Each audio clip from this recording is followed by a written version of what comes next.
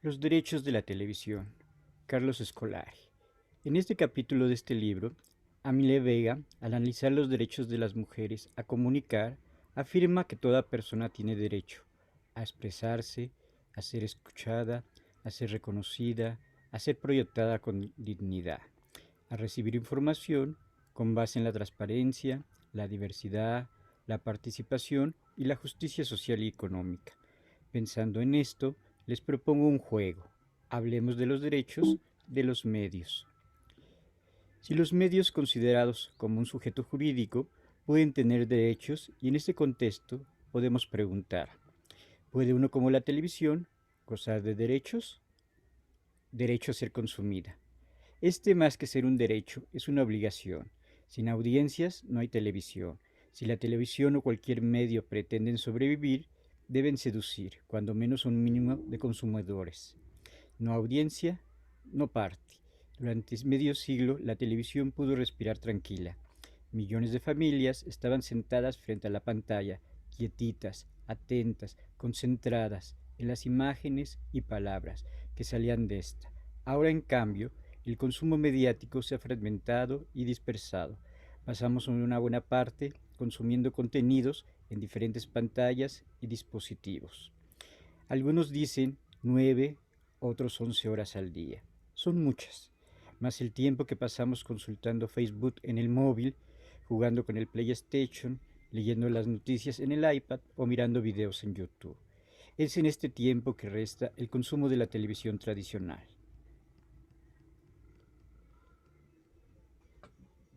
2. Derecho a mentir. Como decía Humberto Eco en el Tratado de Semiótica de 1975, un signo es cualquier cosa que puede considerarse como un sustituto significante de cualquier otra cosa. La semiótica, concluía Eco, puede ser vista como la disciplina que estudia todo lo que puede usarse para mentir. Esta idea de Humberto Eco puede interpretarse como una nueva versión de la paradoja de Epiménides. Todos los semióticos son mentirosos. La televisión es una fábrica de signos y por tanto tiene la capacidad de mentir. Todos los medios pueden usarse para mentir, desde la prensa escrita hasta Twitter. Ya saben, Neil Armstrong nunca pisó la luna. Todo fue una película dirigida por Stanley Kubrick y producida por los estudios Nixon. En esta trama de posibles mentiras mediáticas, bienvenida sea la explosión de nuevos medios y experiencias de comunicación, ya que no podemos escapar al riesgo de la mentira. Lo mejor es tener muchas voces contradictorias, enfrentadas y contrapuestas en los ecosistemas de la comunicación. 3. Derecho a construir la realidad. Durante décadas, los periodistas enarbolaron la bandera de la objetividad. Si el planteamiento era más o menos así, fuera de la redacción existe algo llamado realidad y nuestra función es representarlo fielmente en los medios. Claro, eran periodistas que no habían leído a Humberto Eco ni sabían que los signos también pueden servir para contar mentiras. Los medios, sostiene Eliseo Verón, no representan la realidad, la construyen. Todos los medios crean realidades. Gran parte lo sabemos sobre Siria, el deshielo de los polos o el beneficio del yogur descremado. Provienen de los medios. Una vez más, el hecho de que hayan aparecido en la mediosfera nuevas especies de un sistema formado por la radio, la televisión, el cine y la prensa. Hemos pasado a un ecosistema con decenas de plataformas, medios y forma de acceder a la información enriquecen nuestra visión del mundo. Si los medios constituyen la realidad, es mejor que lo hagan muchos medios. Muchos medios, pocas realidades, muchos medios, muchas realidades. O una gran realidad confusa, enredada y multicolor. Derecho a manipular y a crear opinión. Los medios manipulan no tanto a la gente, sino los contenidos. Este derecho muy vinculado al derecho de mentir y al derecho de construir la realidad. Está muy difundido más allá de los sistemas de comunicación. Así como Ferran Adrià manipula las estructuras física-químicas de los alimentos para crear nuevas texturas y formas, los medios manipulan componentes textuales para crear discursos que constituyen realidades. En una época Esta realidad se llamaba opinión pública. La pregunta del millón es ¿quién construye la opinión pública en un ecosistema fragmentado donde las viejas experiencias masivas se entremezclan con nuevas prácticas de comunicación colaborativas? El concepto de opinión pública despega con la prensa, atraviesa indeme los medios electrónicos, la radio y la televisión, pero entra en una zona de turbulencias cuando llega a los medios interactivos y colaborativos. El relato histórico de Habermas hoy se presenta como una vieja película en blanco y negro. Hay que repensar el concepto de opinión pública en un entorno donde los medios electrónicos, en primer lugar la televisión, están dejando de ser principalmente cemento ideológico social, como sostiene Javier Redondo. En ese mismo libro tenemos que comenzar a debatir los demos emergentes del siglo XXI. Pueden titularlo. Se busca un Habermas 2.0. Derecho a remediar otros medios y a ser remediada. Como decía McLuhan, el contenido de un nuevo medio es siempre un viejo medio. El primer cine hasta la llegada de Griffith y Eisenstein era un simple teatro filmado, era un cine sin un primer plano, traveling ni contrapicada. La primera radio transmitía música en vivo y radioteatros. Véase Días de Radio de Woody Allen. Era un teatro o un concierto con micrófonos. La primera televisión se animó con largometrajes provenientes del cine, con sitcoms, una especie de teatro teletransmitido, y con periodistas leyendo noticias como si estuvieran en la radio.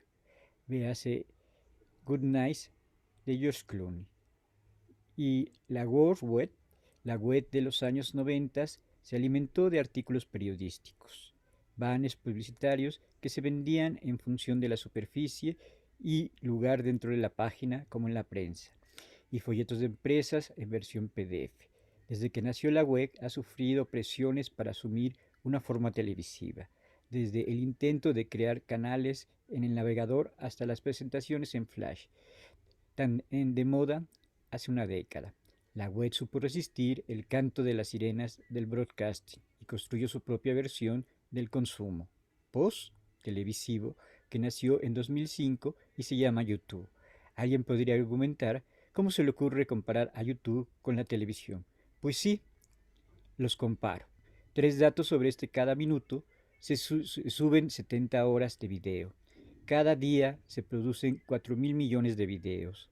Cada mes las visitas son de más de 800 millones de usuarios. Si hacemos una comparación, en este mes se sube más contenido a YouTube del que produjeron las tres principales cadenas de televisión de Estados Unidos durante 70 años. ¿Va en serio? Palabra de semiótico. Derecho de adaptarse. Si en su primera fase evolutiva los medios remedian los viejos medios, cuando llega a la madurez el proceso se revierte. Los medios hegemónicos, al dominar el ecosistema, imponen sus reglas a los demás. Como acabamos de ver en los años 90, la televisión trató de someter a la web e imponerle la lógica del broadcasting.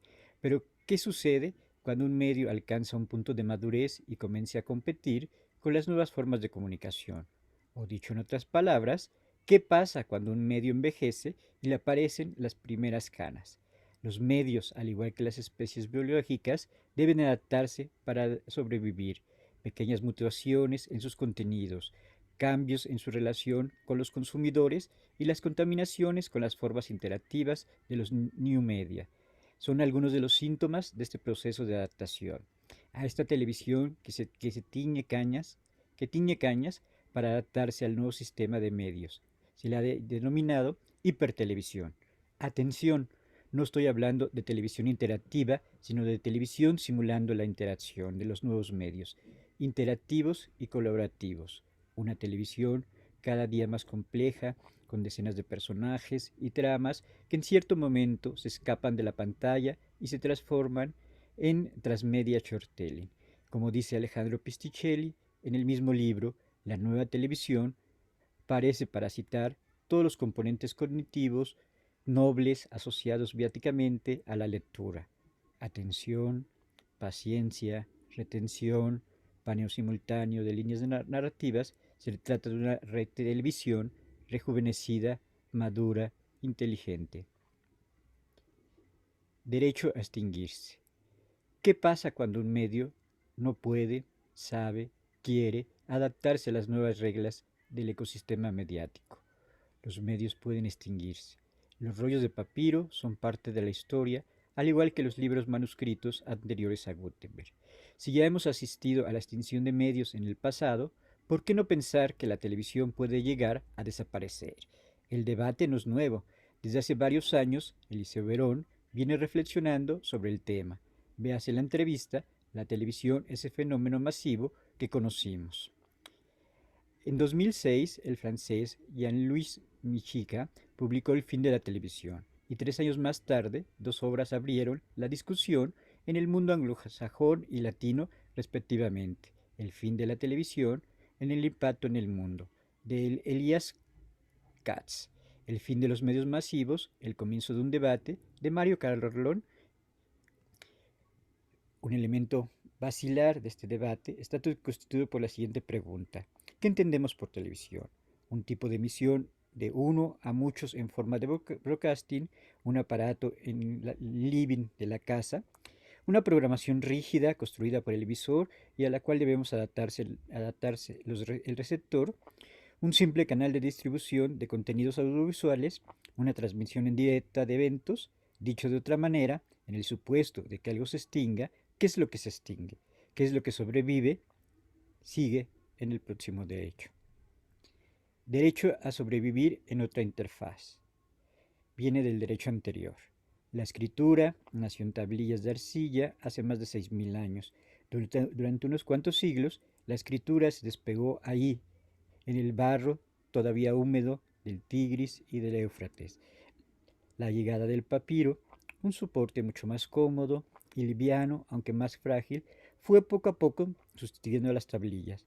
Sin embargo, muchos componentes de la interfaz de la tablilla, la escritura en columnas, la organización de componentes en forma de listas, sobrevivió en el papiro.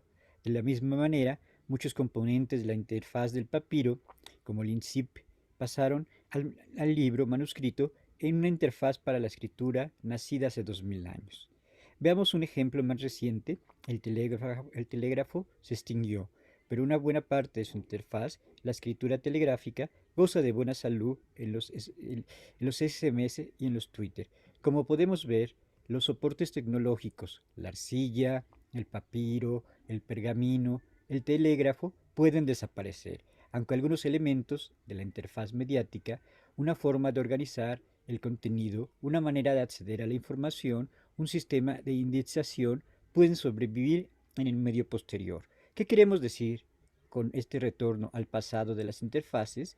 Que si un día desapareciera el aparato que tenemos en el living de la casa o la tecnología del broadcast, muchos componentes de su interfaz, las formas de organización de sus contenidos, la retórica audiovisual, los géneros televisivos sobrevivirían en los nuevos medios.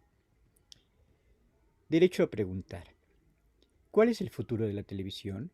Recordemos el primer derecho de la televisión, que en realidad es una obligación, la obligación de la audiencia.